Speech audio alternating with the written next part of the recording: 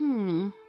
A little birdie told me that load shedding did not die, but simply rebranded as load reduction. Is that really the case? Welcome to RSA Explained, where I try to explain SA issues, topics, and themes in less than 10 minutes. Today, we dive into South Africa's electricity crisis, why it happened, how it was fixed, and what the future holds. As with most issues in South Africa, load shedding's villain origin story can be traced all the way back to apartheid. During that dark period, excuse the pun, the government of that day had built just enough infrastructure to cater to only a small percentage of the population. The majority of South Africans remained off the grid. At the dawn of democracy, the government of the people had the huge task of lighting up the homes of the majority of South Africans. This kicked off with the required enthusiasm, but mismanagement, corruption, and a downright disregard for maintenance of the existing infrastructure slowly crept in. It became clear in the early 2000s that the existing aging infrastructure would not be able to satisfy the ever-increasing demand, as the majority of South African homes now had access to electricity.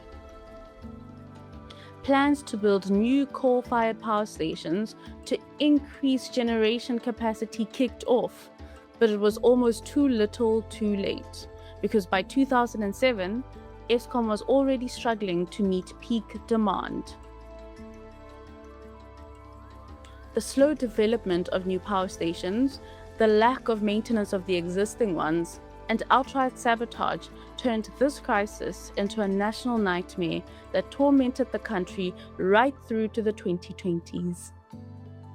Fast forward to 2023 and 2024. Something changed. We got a new Ministry of Electricity, and Eskom launched a generation recovery plan. The plan was simple: fix broken units, bring back original equipment manufacturers, and reduce our reliance on diesel. At the same time, South Africans took matters into their own hands. Rooftop solar exploded, allowing many households and businesses to add thousands of their excess megawatts to the grid. In addition, government reforms opened the door for independent power producers, reducing Eskom's monopoly.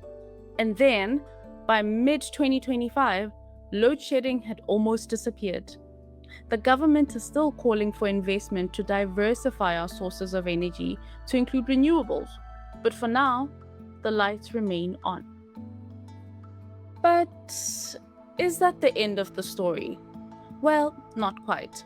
The stability of our national grid has been a welcome development for most, but we now have a new crisis on our hands. Stable power has come with massive price hikes. Electricity prices have been rising faster than inflation and continue to do so. We now pay more than double what we would have paid 10 or so years ago. And for many South African households, this is simply unaffordable. And while load shedding may be gone for the majority of the urban dwellers of the country, a new term has crept in: load reduction. This is a form of load shedding that continues to exist in 2026, targeted at poor or rural communities, municipalities with unpaid Eskom debt, and areas with illegal connections. South Africa's electricity story is one of crisis, resilience, and transition. The big load shedding may be gone, but the challenges of affordability, grid stability, and future demand remain. The lights are on, but at what cost and for how long? That said, the progress has been massive, and for that, we must give Eskom a round of applause. While we enjoy our TVs and heaters without the impending doom of darkness.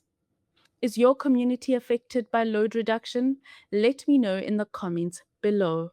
Thanks for watching.